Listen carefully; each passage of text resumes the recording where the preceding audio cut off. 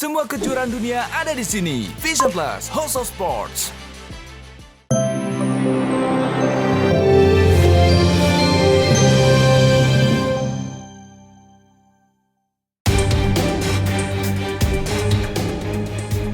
Setelah mengutus pengacara pada pemanggilan pertamanya, akhirnya DJ Una mendatangi Bareskrim Mabes Polri terkait kasus trading bodong DNA Pro. DJ Una datang untuk dua kepentingan sekaligus, yaitu sebagai saksi sekaligus korban DNA Pro. Sebagai korban, Una berusaha menuntut pengembalian uang yang telah diinvestasikannya ke DNA Pro. Dari dana sejumlah 1,5 miliar yang sudah diinvestasikannya ke trading ilegal itu, Una hanya bisa withdraw atau menarik dana sebesar 623 juta. Lantas bagaimana dengan sisa dana Una yang masih mengendam di akun DNA Pro? Benarkah Una tertarik berinvestasi karena dijanjikan keuntungan 20% per bulan? Ya, bismillahirrahmanirrahim. Tadi alhamdulillah semua berjalan dengan lancar. Terus saya juga berterima kasih dengan penyidik sudah memperlakukan Una dan tim lawyer juga dengan sangat baik, sangat ramah. Dan Una tadi juga sudah berlaku kooperatif. Hari ini hadir di Bareskrim. Nah, sebagai korban, kita sudah menjelaskan kepada penyidik secara detail total dana yang diinvestasikan adalah 1,5 miliar. Ya, yang berhasil di withdraw itu 623 juta. Dengan demikian terdapat selisih 920 jutaan yang tidak bisa ditarik. Kita juga sudah menyerahkan kepada penyidik sejumlah bukti, sejumlah dokumen. Ada 3 yang kita serahkan. Bukti transfer dari rekening Una ke PT DNA Pro.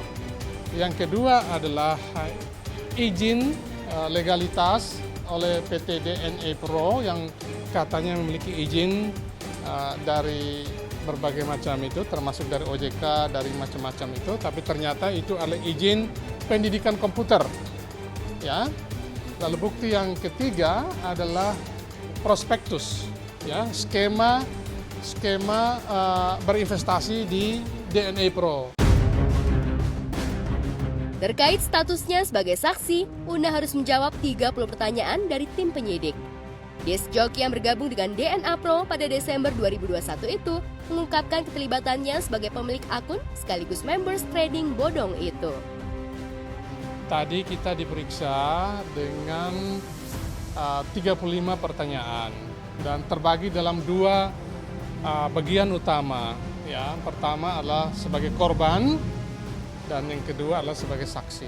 Sebagai saksi, tadi kita sudah menguraikan panjang lebar bahwa Una terlibat atau ikut dalam investasi dalam DNA Pro karena diajak oleh Hoki Irjana. Beliau yang mengajak, lalu memberikan prospektus itu, menjanjikan macam-macam lah hadiah, termasuk ternyata setelah kita cek, semua hadiah yang dijanjikan itu tidak pernah diterima oleh Una dan teman dan keluarganya. Melalui kuasa hukumnya, Una membantah tegas berita yang menyebut dirinya adalah brand ambasador DNA Pro seperti halnya Ivan Gunawan. Una hanya beberapa kali mengisi acara DNA Pro dan dibayar secara profesional, tapi tak pernah sekalipun mempromosikan trading ilegal itu. Kenapa bisa banget nanti kelihatannya? Sekarang sih alhamdulillah Nggak ada udah gelisah. lebih lega ya. Nggak ada gelisah. Kalau untuk pencemaran nama baik mungkin lebih ke pandangan orang-orang terhadap Una ya gitu loh. Sebagai penanggapan berarti tahunan nggak ikut promosi DNA Pro ya? Oh iya, Bukan, jadi saya gini, tidak tadi punya juga kewajiban. sudah kita jelaskan, Una tidak dalam kapasitas mempromosikan DNA Pro. Una hanya hadir dalam acara itu berdasarkan kontrak sebagai seorang seniman profesional, sebagai DJ profesional. Kita sudah menegaskan tadi bahwa kita bukan brand ambassador, ya. Demikian secara umum sebagai korbannya.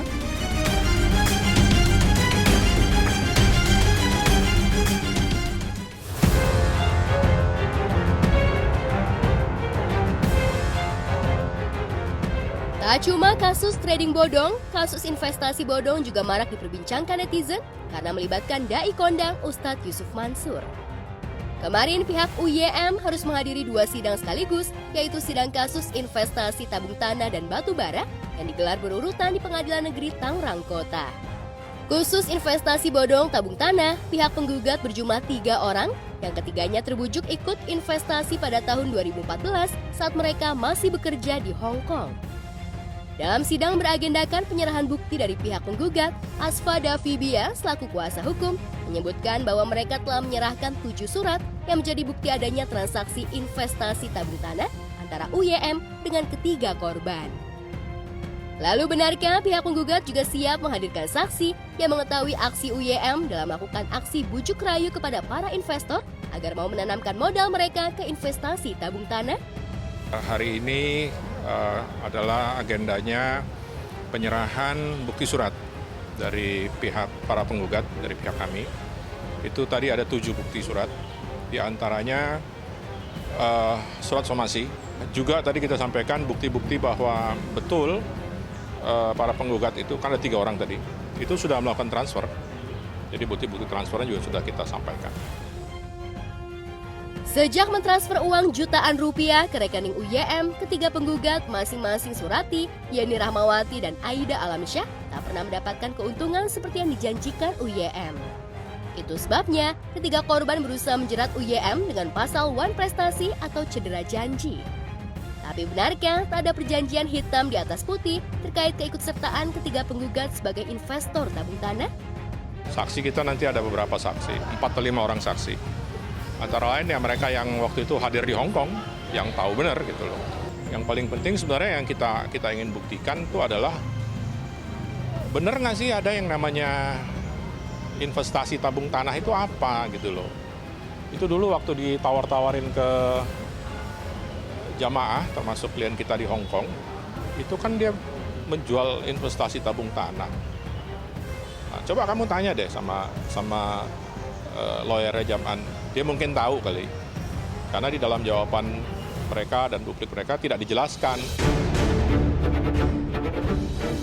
Sejak mediasi hingga sidang dilanjutkan ke materi pokok perkara, UYM memang tak pernah menghadiri sidang.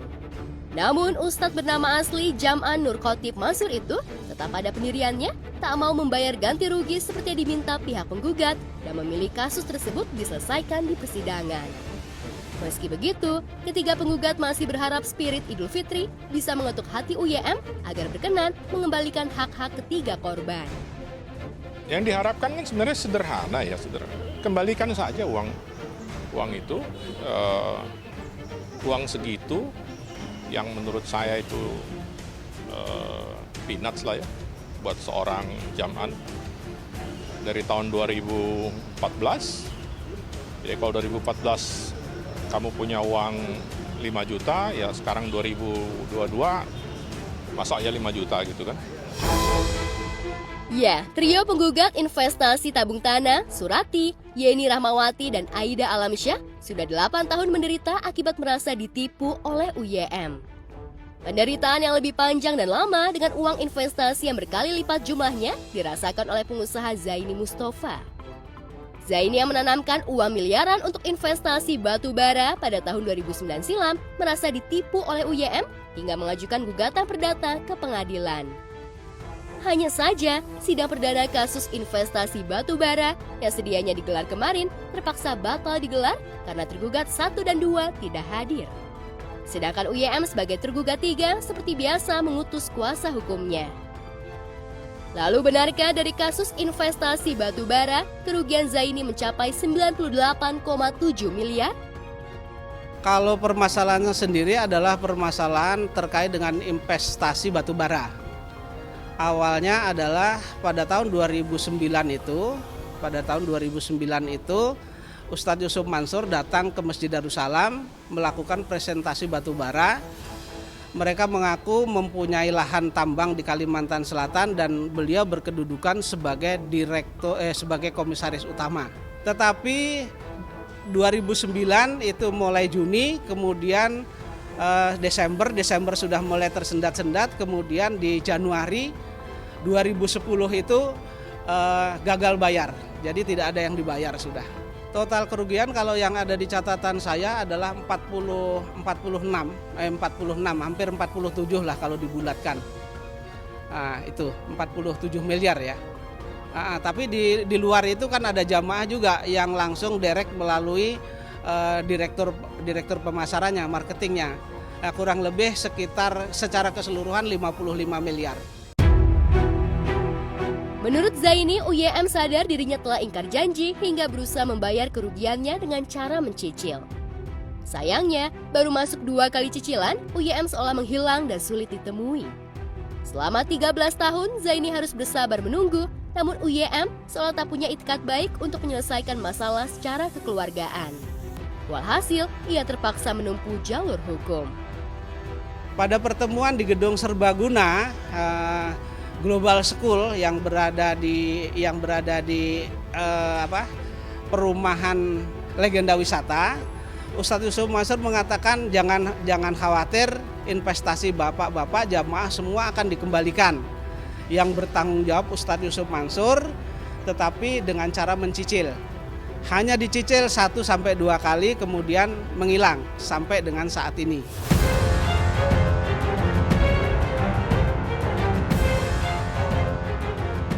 Ya, pada tahun 2009 banyak yang termakan bujuk rayu UYM hingga rela menjual aset-asetnya agar bisa ikut investasi batu bara yang ditawarkan oleh ayah Wirda Mansur itu. Namun setelah keuntungan berkali lipat yang dijanjikan itu hanya omong kosong, sejumlah korban banyak yang depresi, bahkan sakit hingga akhirnya meninggal. Korbannya secara keseluruhan yang tercatat menurut catatan saya ada sekitar 250 korban. Bahkan korban-korban sendiri itu bukan hanya uang dingin, tetapi korban-korban sendiri itu banyak yang cari pinjaman ke bank dan sampai ada yang meninggal pun belum selesai itu banknya. Kemudian ada yang untuk investasi itu Ustadz Kolik itu bahkan jual rumah.